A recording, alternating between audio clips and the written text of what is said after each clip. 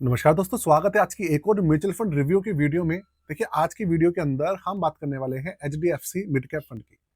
पहले इसका नाम अलग था, लेकिन अब शॉर्ट में नाम हो गया है एचडीएफसी मिड कैप फंड। इसकी जो परफॉर्मेंस है वो लगातार एनहेंस होती जा रही है और एक के बाद एक ये नई ऊंचाइयां जो है छूता जा रहा है। अभी के समय में आपको पता होगा, स्मॉल कैप फंड्स जो हैं वो अच्छा प्रदर्शन नहीं कर रहे हैं। उनके जो स्टॉक्स हैं काफ़ी माइनस में चल रहे हैं। जो म्यूचुअल फंड्स हैं, ईटीएफ हैं, वो ज़्यादा माइनस में चल रहे हैं। लेकिन जो मिड कैप फंड है और मिड कैप स्टॉक्स है भाई, उनकी बल्ले बल्ले चल रही है। वो काफ़ी अच्छे रिटर्न्स निकाल के दे रहे हैं।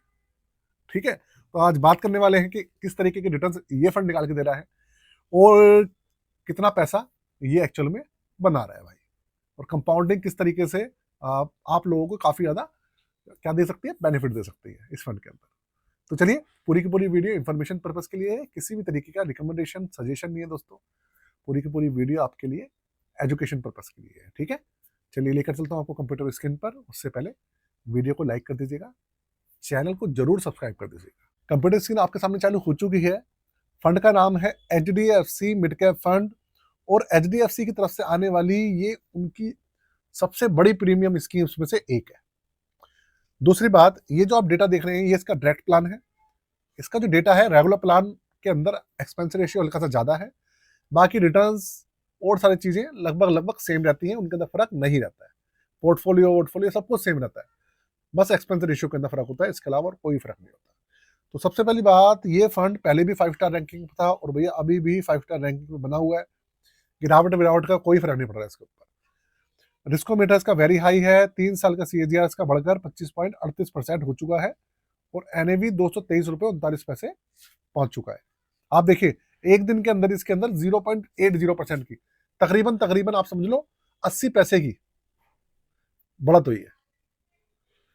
तो अगर मैं इसके रिटर्न्स आपके साथ में थोड़ा सा आपको दिखाऊं, थोड़ा सा आपको आइडिया लगेगा कि भाई किस तरीके की परफॉर्मेंस है इसकी। एक साल का रिटर्न देखो आप, सबसे पहले 4.88% का रिटर्न है। ठीक, 3 साल का 25.38% का रिटर्न है। 5 साल का है 26.63% का रिटर्न। 5 साल का सीएजीआर आप देखो कितना ज्यादा है, और 7 साल का 22% है और 10 साल का है 19.55%। अच्छा, आपको एक चीज दिखाऊं मजे की, आप इसका 10 साल का सीएजीआर देख लो, 19.55%। अब मैं आपको दिखाता हूँ एक चीज, क्या चीज है ये देखते हैं हम। Nippon India small cap fund. Nippon India small cap fund आपका लार्ज कैप कैटेगरी का, लार्ज कैप नहीं स्मॉल कैप कैटेगरी का सबसे बेहतरीन फंड है। स्मॉल कैप कैटेगरी के अंदर सबसे ज्यादा एयूएम है, 4 स्टार 5 स्टार रैंकिंग की रहती है। बहुत बेहतरीन फंड में से एक है। और आप इसका अगर 10 साल का सीएजीआर देखोगे, मैं आपको दिखाना चाहता हूँ, आप देख के ना चौंक जाओगे। क्योंकि देखिए, ये इन सब चीज़ों के ना पॉइंट्स बताना भी हमारा हक बनता है कि भैया आपको हम ये सारी चीज़ें भी बताएं। अब आप देखो, इसका 10 साल का सीएजीआर कितना है, 21.30%। ठीक है। अच्छा, इसके अलावा आप देखो एक एसबीआई का देख लीजिए, SBI small cap fund. SBI small cap fund तो भैया सब फेमस है, सबकी पसंद है। इसका एक बार आप वो देख लो, इसका सीएजीआर देख लीजिए आप 10 साल का, 19.23%। ठीक है। और इसके अलावा आप एचडीएफसी का ही स्मॉल कैप फंड देख लीजिए, एचडीएफसी स्मॉल कैप फंड का रिटर्न देख लीजिए, ये आपके सामने है। इसका 10 साल का सीएजीआर आप देखो, 19.35%। मतलब कहने का मतलब ये है कि इसका जो एचडीएफसी मिड कैप फंड है उसका 10 साल का सीएजीआर 19.55% है और जो स्मॉल कैप है उसका 19.35% है। तो भाई एचडीएफसी मिड कैप का टोटल जो सीएजीआर देखेंगे, एवरेज जो है वो स्मॉल कैप से ज्यादा निकल रहा है। तो इसका हिसाब देखें तो वो कुल मिला के ज्यादा कंपाउंडिंग दे रहा है स्मॉल कैप के मुकाबले। तो लोग यार स्मॉल कैप में क्यों जाएंगे भाई? सिंपल सी बात है, स्मॉल कैप का मतलब क्या होता है? स्मॉल कैप का मतलब है छोटी कंपनीज। छोटी कंपनीज ज्यादा टेंशन, ज्यादा माइनस में जाएंगी। और अगर मिड कैप में और स्मॉल कैप में सारा का सारा हिसाब किताब सेम ही है, बल्कि ज्यादा है मिड कैप में, तो भैया कौन स्मॉल कैप कैटेगरी को पसंद करेगा? भाई एक्चुअल में एचडीएफसी मिड कैप फंड बहुत बेहतरीन फंड है, सच्चाई है ये। आपके सामने डेटा दे रहा हूं मैं। और देख लीजिए कितने सारे फंड्स आपको दिखा दिए। एसबीआई भी दिखाया आपको, निप्पॉन भी दिखाया आपको, मैंने एचडीएफसी स्मॉल कैप भी दिखाया। निप्पॉन का हल्का फुल्का सीएजीआर ज्यादा जा रहा है बस, नहीं तो लगभग लगभग सेम ही है सारी चीजें। चलिए अब आप इसकी देखो रैंकिंग। रैंक अगर हम देखें 10 साल के अंदर देखें, इसका 10 साल का जो सीएजीआर है उसके हिसाब से जो रैंक बनता है इसका 10 साल के डेटा के हिसाब से ये चौथे नंबर पे आता है fund, HDFC mid cap fund. और अगर हम देखें 1 साल का डेटा उसमें 6 नंबर पे है, और 7 साल में 8वें नंबर पे, 5 साल में चौथे नंबर पे, और 3 साल में भी चौथे नंबर पे ही आता है। मतलब टॉप 5 स्कीम्स में से है ये, अगर हम लॉन्ग टर्म डेटा का कंपेरिजन करेंगे तो। इसके अलावा 1 साल का सीएजीआर देखो आप, इसका जो बेंचमार्क है उसने 0.09% का रिटर्न दिया है, इसने करीबन 4.5% का रिटर्न दिया है। तो बेंचमार्क को भी ये लगातार बीट करता हुआ आ रहा है 10 साल में, 7 साल में, 5 साल में, 3 साल में, हर जगह पर इसने बीट करा है अपने बेंचमार्क को। ये अपने आप में बहुत बड़ी बात है। अब आगे चलते हैं। आप देखिए, अब देखते हैं इसका थोड़ा सा ओवरव्यू ले लेते हैं कि भाई ओवरव्यू क्या है, इसके चार्जेस क्या है, कितनी चीजें, सब कुछ चेक करते हैं। लॉन्च हुआ था 1 जनवरी 2013 को ये, और इसका जो रेगुलर प्लान था वो ऑलरेडी काफी पुराना है। तो निफ्टी मिड कैप 150 टीआरआई इसका इंडेक्स है। इसके अलावा 0.71% इसका एक्सपेंशन रेशियो है, और अगर मैं बात करूं 21% का इसका सीएजीआर है। ओवरऑल कितने साल का? 13 साल का सीएजीआर। मतलब आप देखो 10 साल का सीएजीआर कम है और 13 साल का सीएजीआर ज्यादा है ना? कमाल की बात।